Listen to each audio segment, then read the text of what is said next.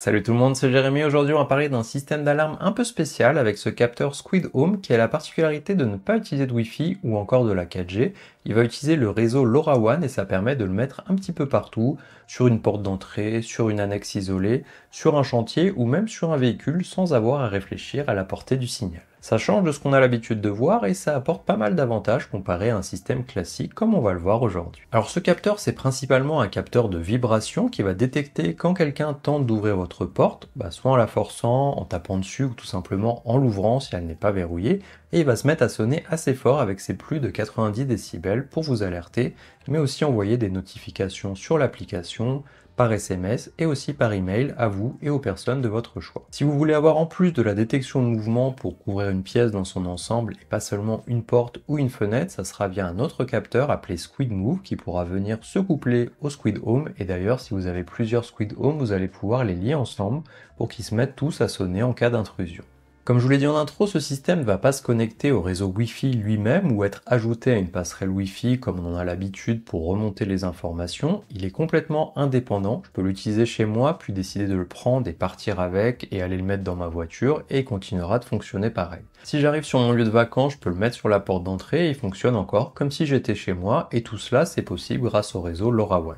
C'est l'équivalent d'un réseau de téléphonie mobile mais qui est plutôt dédié aux objets connectés en utilisant de la radio bas débit, ce qui consomme beaucoup moins d'énergie et permet d'éviter de devoir recharger les appareils très souvent en plus d'offrir une couverture plus large, en fonction des endroits. Par exemple, dans ce cas-là, le Squid Home a une autonomie de 2 ans. Alors normalement, presque toute la France est couverte par ce réseau proposé par Orange, mais ça marche aussi à l'étranger en utilisant le réseau Helium. J'ai pu tester entre la France et la Suisse et j'ai pas eu de soucis, le capteur était toujours visible dans l'application d'un pays à l'autre.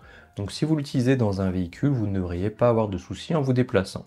Je vous mets les liens vers ces deux cartes de réseau en description si vous voulez voir si votre adresse est couverte, et si par malchance vous n'avez pas de réseau à un endroit ou un moment, le système pourra sonner, mais c'est juste les notifications qui ne seront pas envoyées directement. Alors concrètement, à quoi ça ressemble? L'appareil est livré avec quelques accessoires, un sticker pour indiquer que vous avez une protection Squiddy, un manuel d'utilisation et un système d'accroche, soit un scotch double face pour un positionnement amené à durer dans le temps, ou un système de velcro pour pouvoir le repositionner plus facilement par la suite ou l'emmener avec soi. Pour le mettre en fonction, c'est très rapide, il faut télécharger l'application Squiddy sur votre smartphone, ça marche sur Android ou iPhone, on se crée un compte dessus, on confirme l'email et une fois connecté, il suffit de cliquer sur ajouter un squid.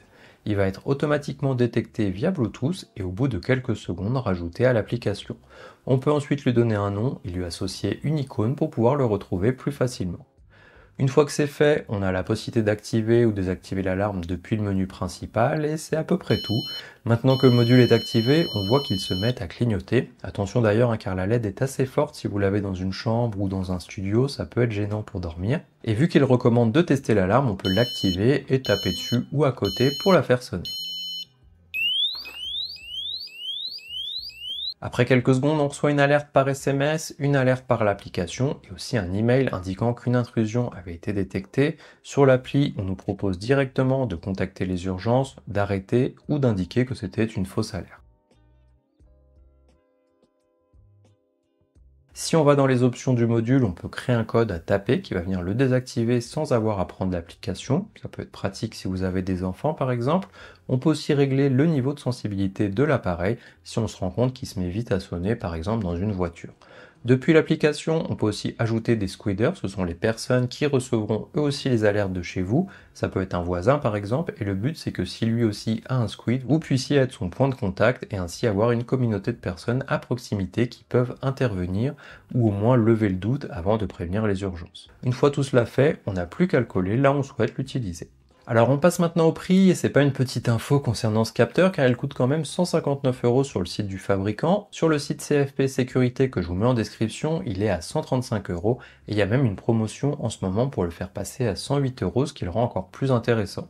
On peut aussi l'acheter sous forme de pack si on souhaite en avoir plusieurs d'un coup et faire un petit peu baisser le prix à l'unité, ou encore si on souhaite prendre un Squid Home et un Squid Move pour la détection de mouvement. Je vous mets les liens en description pour voir tout ça, et ce prix inclut le capteur, mais aussi un an d'abonnement au réseau LoRa, mais ensuite il faudra payer 10 € par année pour continuer à en bénéficier. C'est un abonnement par boîtier, mais de ce que j'ai lu, si vous avez plusieurs boîtiers chez vous, vous pouvez les lier ensemble et ne payer l'abonnement que pour un seul boîtier qui fera office de passerelle pour les autres afin d'envoyer les notifications. Alors il y a plusieurs avantages à avoir un système vraiment indépendant. Déjà on peut le mettre sur des dépendances, abris de jardin qui seraient trop loin d'un réseau Wi-Fi à la maison et qui ne seraient pas couvertes. Vu qu'il est indépendant et sur batterie, on peut sécuriser une voiture, un top case de moto, un camping-car. Pour les professionnels, ça peut servir à sécuriser un chantier, une malle, un véhicule utilitaire, des endroits où on n'a pas de Wi-Fi et on n'est pas non plus sûr d'avoir un réseau de téléphonie mobile. L'autre avantage, c'est que même si Internet est coupé chez vous, ça continue de fonctionner. Un autre point intéressant pour l'utilisation, vu que l'appareil peut être fixé via du velcro, vous pouvez très bien avoir un module pour plusieurs utilisations. Par exemple, dans votre voiture ou votre moto quand vous vous déplacez avec la journée et que vous stationnez dehors. Et le soir, quand vous rentrez dans votre garage, vous pouvez déplacer le module sur la porte du garage et sécuriser cette porte et par extension tout ce qui se trouve derrière.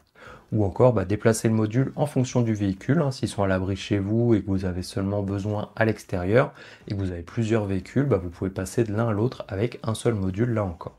Pour les inconvénients, un capteur permettra de sécuriser seulement une porte ou une fenêtre à la fois. Ça peut suffire pour un appartement ou une voiture camping-car, mais pour une maison, on a souvent plusieurs points d'accès et il en faudra plusieurs pour vraiment couvrir tout un niveau, ou au moins un détecteur de mouvement par exemple. L'autre inconvénient, c'est le prix et l'abonnement. C'est vrai qu'un capteur Wi-Fi sera plutôt aux alentours des 50 € et sans abonnement supplémentaire, et ça viendra moins cher pour équiper une maison classique, sans compter que le module pourra s'intégrer, pourquoi pas, à un système de maison connectée, mais sans avoir la flexibilité de ce Squid Home. Quelque chose qui aurait pu être sympa, surtout pour la partie voiture, camping-car, ça aurait été d'avoir une localisation GPS, mais ça aurait probablement usé la batterie plus vite et coûté plus cher au passage.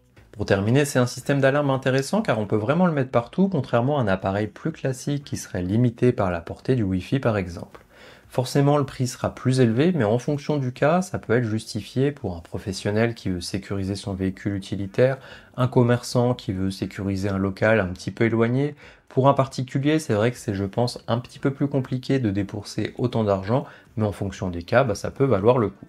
Si vous avez encore des questions, laissez-les-moi en commentaire. Vous pouvez aussi contacter le support Squeedy, c'est une entreprise française, donc ils pourront vous répondre sans problème, et on se voit dans la prochaine vidéo.